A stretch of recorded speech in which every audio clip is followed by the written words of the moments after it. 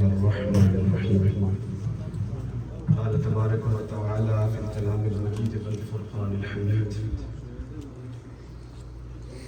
هو الأول والآخر والظاهر والباطن وهو بكل شيء عليم.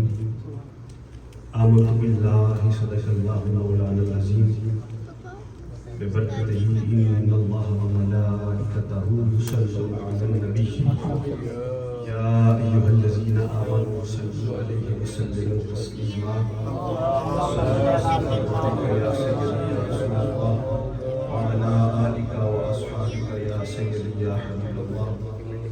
الله رب محمد صلى عليه وسلم نحن عباد محمد صلى عليه وسلم صلاة وسلام عليك يا رسول الله. جتنا دیا سرکار نے مجھ کو اتنی میری اوقات نہیں، یہ تو کرم ہے ان کا، ورنہ مجھ میں تو ایسی بات نہیں. گدا تو گدا ہے، کوئی شاہ ہو بھی دکھا دو جسے میری سرکار سے ٹکڑا نہ ملا. اللہ تبارک و تعالی جل شانہ و تم برہانہ کی حمد و ثنا اور اس کے پیارے حبیب احمد مصطفیٰ فخر آمینہ سرخیر زہرہ جمالہ جناب محمد مصطفیٰ علیہ تحیت و ثنا کی بارگاہ بکس پناہ میں ہزارہا عقیدتوں محبتوں لجاجتوں کا خراج پیش کر لینے کے بعد میرے انتہائی واجب الاحترام لائق سب تقریم دی وقار و احتشام حاضرین و سامعین، اللہ تبارک و تعالی جل شانہ کے فضل و کرم سے ہم آقا کونین صلی اللہ علیہ وسلم کے ذکر میلاد اور سرکار کی سیرت پاک کی تذکرے کے ساتھ اللہ کے گھر میں حاضر ہے. دعا فرمائے اللہ تعالی ہماری اس حاضری کو اپنی بارگاہ میں شرف قبولیت سے مالا مال فرمائے. پیر طریقت، رہبر شریعت، منبع علم و حکمت پیر سید شفقت حسین شاہ صاحب زیدہ شرف ہو، آپ کی بڑی محبتیں، بڑی شفقتیں اور بڑا پیار ہے. اور اگر مجھے معلوم ہوتا کہ منبع رشد و ہدایت واقف اسرار حقیقت صاحبزادہ پیر عاصم مہاروی زیدہ شرف کی تشریف آوری ہے، تو میں رستے کے اندر اگر اوور سپیڈ کے ٹکٹ بھی مل گیا تو میں جلدی پہنچنے کی کوشش کرتا ہوں. حضرت کی گفتگو یقینی طور پر سونے کے پانی سے لکھنے کے قابل ہے. اللہ رب العزت کی بارگاہ میں یہ نیک خواہشات کا اظہار ہے. دعا تو بڑے کرتے ہیں، ہم تو چھوٹے ہیں. یہ نیک خواہشات کا اظہار ہے کہ رب ذوالجلال اس چراغ کو سورج میں تبدیل فرمائے اور ان کا فیضان پوری دنیا میں عام فرمائے.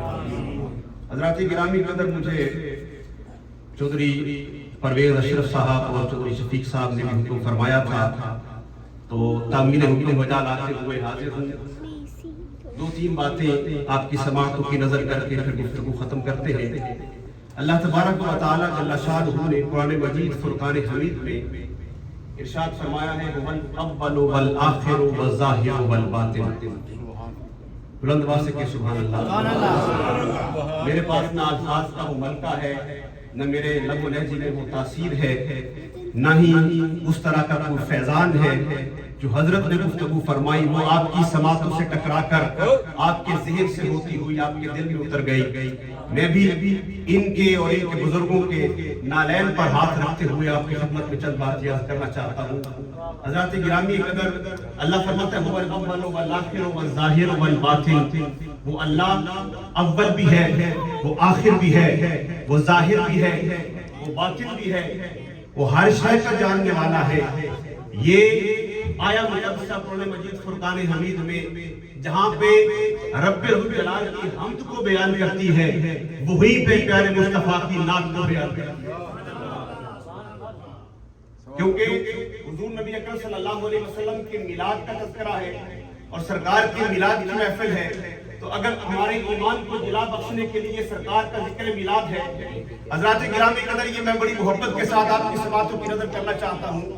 هو الاول والآخر والظاہر والباطن، اللہ اول بھی ہے، وہ آخر بھی ہے، وہ ظاہر بھی ہے، وہ باطن بھی ہے، وہ ہر شے کا جاننے والا بھی ہے۔ جہاں پر یہ حمد خدا، وہیں پر یہ نعت مصطفیٰ۔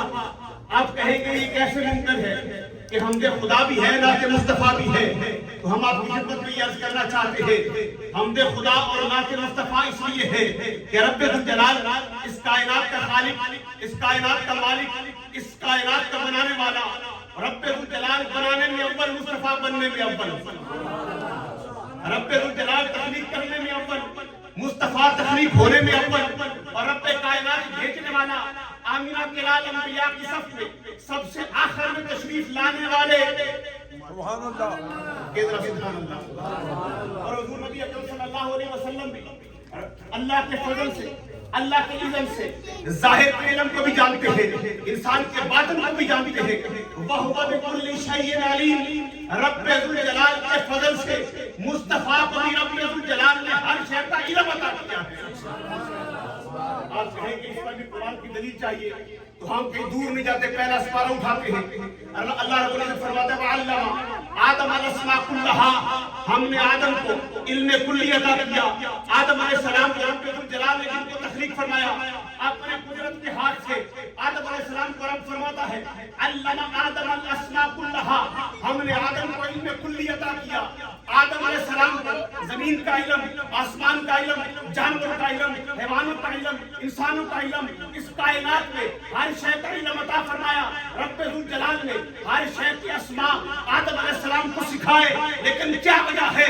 معراج کی شب جب ہم دیکھتے ہیں کہ حضور نبی اکرم صلی اللہ علیہ وسلم مسجد اقصیٰ میں نماز پڑھانے کے لیے کھڑے ہوتے ہیں، آدم جن کے بارے میں آپ کا قرآن کہتا ہے علم آدم الاسماء کلہا، آدم کو علم کلی عطا کیا، وہ پیچھے مقتدی بن کے کھڑا، مصطفیٰ مقتدا بن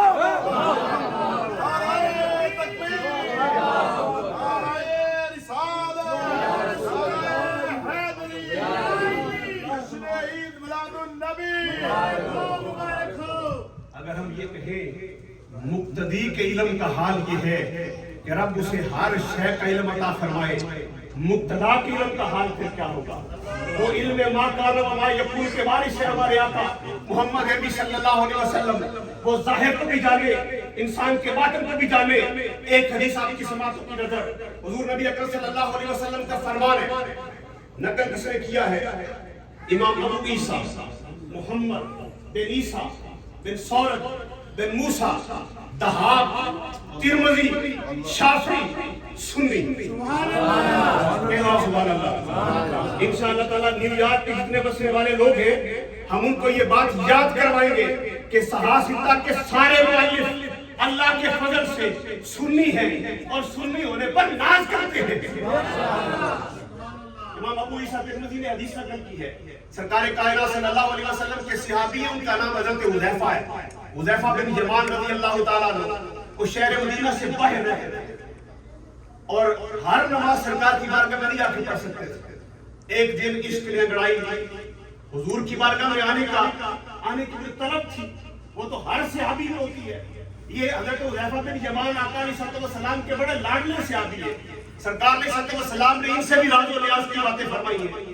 حذیفہ بن یمان اپنی والدہ کی خدمت میں عرض کرتے، امی جان اجازت ہو تو آج مغرب کی نماز اپنے آقا کے پیچھے پڑھنا چاہتا ہوں۔ سرکار کے پیچھے نماز پڑھنے کے لیے اجازت ہم ماں سے لے رہے ہیں۔ ماں کا حق کتنا ہے؟ ماں اجازت دے، آج مغرب کی نماز سرکار کے پیچھے پڑھنا چاہتا ہوں۔ ہاں آپ کے لیے اور اپنے لیے بخشش کی دعا کراؤں گا مصطفیٰ کی بارگاہ سے۔ ماں کو اور کیا چاہیے تھا کہ آمینہ کے لال احمد مجتبیٰ ان کے لیے، ان کے بیٹے کے لیے بخشش کی دعا کر دے۔ سرکار علیہ السلام کی دعا رب ذوالجلال کی بارگاہ میں جب عرض کرتے ہیں، ہاتھ اٹھاتے ہیں، ابھی الفاظ نکلتے نہیں، اب پہلے قبولیت۔ کی سرکار کی بارگاہ میں آگے حذیفہ بن یمان رضی اللہ تعالیٰ عنہ مغرب کی نماز سرکار کے پیچھے پڑھی۔ آقا علیہ السلام کا رخ زیبا سامنے تھا، سرکار کی باتوں میں مگن ہوئے، پتہ ہی نہیں چلا کب عشاء ہو گئی۔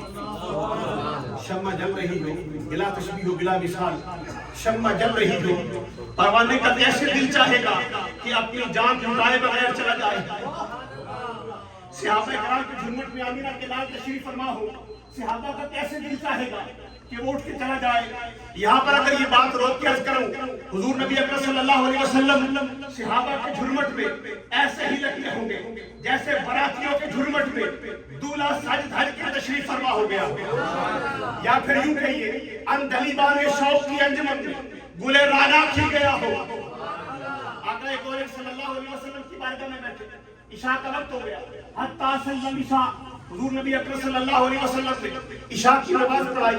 नमाज पढ़ाने के बाद मुस्तफा करीम किसी से हम कलाम नहीं हुए, अपने काशाने की तरफ चल पड़े। हुज़ैफा बिन यमान फरमाते हैं कि मेरे दिल में ख्याल पैदा हुआ, घर जाऊंगा, माँ पूछे कि दुआ कराई कि ना कराई। मुझे तो सरकार से बात करने का मौका नहीं मिला, अर्ज करने का मौका नहीं मिला, माँ पूछेगी क्या जवाब दूंगा। हुज़ैफा फरमाते हैं इसी ख्याल की इस वक्त मैं सरकार के पीछे चला, आगे आगे मुस्तफा, पीछे पीछे सरकार का सहाबी हुज़ैफा बिन यमान। मैं कहता हूँ हुज़ैफा तेरी किस्मत पर कुर्बान, जो फजा जो हवा हुजूर के जिसमें अथर को मस कर क्या रही थी, तेरी बशाने का को मुअत्तर करती जा रही है। हुज़ैफा फरमाते हैं मेरे गैबदान नबी का हाल क्या है इल्म का। हुज़ैफा फरमाते आका कोरम सल्लल्लाहु अलैहि वसल्लम ने न पलट के देखा, न रुक के देखा, न मुड़ के देखा, फसामिया सौत मन हादा।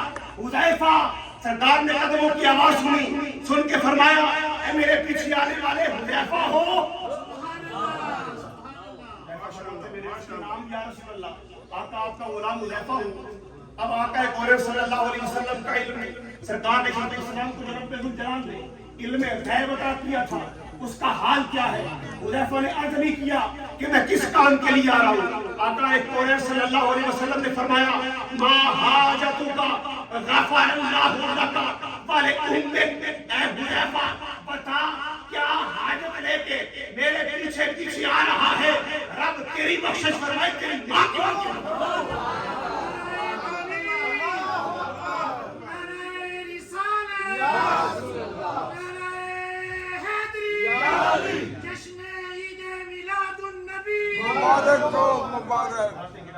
हुजूर नबी अकरम सल्लल्लाहु अलैहि वसल्लम को रब्बुल जलाल ने जाहिर का भी इल्म अता फरमाया, बातिन का भी इल्म अता फरमाया।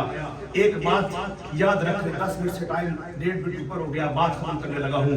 हुजूर नबी अकरम सल्लल्लाहु अलैहि वसल्लम अगर इंसान के हमारी अपनी उम्मत के जाहिर को भी जानते हैं, अपनी उम्मत के बातिन को भी जानते हैं, तो फिर जरा ये तो बताइए अगर आप तन्हाई में बैठकर कोई गुनाह करने का इरादा करते हैं, नियत करते हैं, तो कैसे हौसला होता है कि हमारे नबी, हमारा अकीदा ये है, आका अपनी उम्मत के आवाज से वाकिफ है, तो क्या सबब है तन्हाई में हमारा ये अकीदा कमजोर क्यों पड़ जाता है। तन्हाई में हमारा ये अकीदा कमजोर क्यों पड़ जाता है। हम चलते हैं, हम बैठते हैं, हम मजलिस में होते हैं, हम जलवत में होते हैं, हम खलवत में होते हैं, हमारा अकीदा ये है, हमारा गैबदार नबी हमारे अहवाल से वाकिफ है। तो जब हमारा ये अकीदा है तो रब्बुल जलाल की बारगाह में ये दुआ करें, रब हमारी तन्हाइयों को भी पाक फरमाए, हमारी मजालिस को भी पाक फरमाए।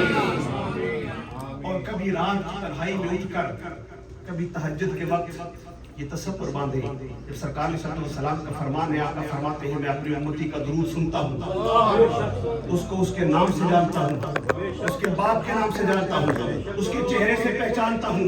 कभी रात की तन्हाई में नमाज फजर से 2 घंटे पहले उठकर नफल पढ़ने के बाद सरकार ने सलाम की बारगाह का तसव्वुर करे, आंखें बंद करे, अपने आप को बारगाह मुस्तफा में पेश करे और ये ख्याल करे कि रब्बुल जलाल के महबूब मुझे भी जानते हैं, मेरे बाप को भी जानते हैं, मेरा दुरूद सुन भी रहे हैं, मेरा चेहरे से मुझे पहचान भी रहे हैं। फिर सरकार की बारगाह में दुरूद सलाम का नजराना पेश करना शुरू करें तो मैं ये दावे से कहता हूँ ज्यादा दिल गुजरेंगे नहीं, जिस पर दुरूद भेजेंगे वो दीदार भी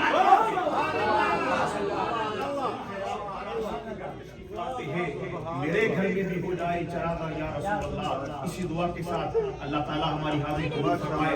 आखिर दावा या अनिल हम्दुलिल्लाहि रब्बिल आलमीन।